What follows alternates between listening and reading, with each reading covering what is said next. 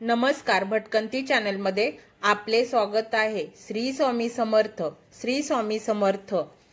पनवेल येथील श्री स्वामी समर्थ मठाचे मठाधिपती सुधाकर भाऊ घरत यांच्या कन्या कांचन सुतार यांच्या घरी चमत्कार घडला असून श्री स्वामी समर्थ महाराजांच्या 51 अध्यायाच्या पोथीतून मोठ्या प्रमाणात अंगारा निघत आहे। हा चमत्कार पाहण्यासाठी महाराष्ट्राच्या कानाकोपऱ्यातून असंख्य स्वामी भक्त हे कांचन यांच्या घरी येऊन श्री स्वामी समर्थांचा चमत्कार बघून नतमस्तक होत आहेत।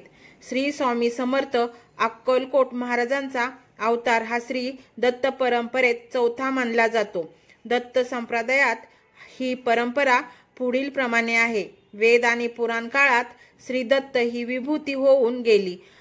अत्री ऋषी आणि अनुसया यांचा पुत्र म्हणजे श्री गुरुदत्त हे होत।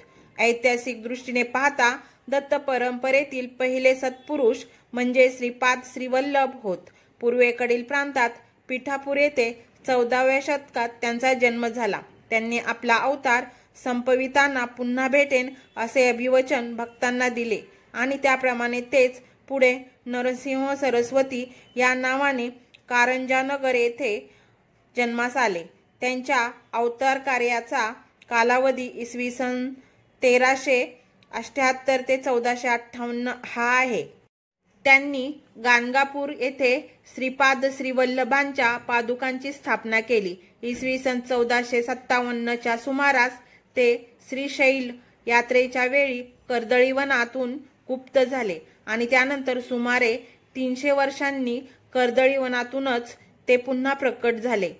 तेच स्वामी समर्थ अक्कलकोट महाराज होत। भारतासह देश विदेशात त्याचबरोबर पनवेलमध्ये सुद्धा स्वामी समर्थांना मानणारा मोठा वर्ग आहे।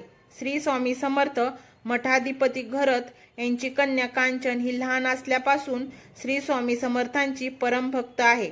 घरी आध्यात्मिक वातावरण असल्या कारणाने साहजिक कांचन हिला स्वामी सेवेची आवड लहानपणापासून निर्माण झाली।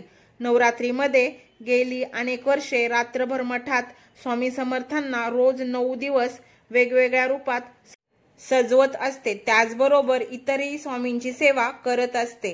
काही दिवसांपूर्वी कांचनने श्री स्वामी समर्थांच्या 51 अध्यायाच्या पोथी वाचनाचा सप्ताह केला होता। त्याच दरम्यान ती मठातून घरी जात असताना स्वामींना नेहमी सांगायची की तुम्ही माझ्या घरी कधी येणार।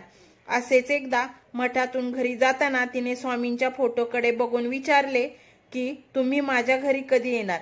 असे बोलून कांचन रात्री उशिरा तिच्या घरी निघून गेली।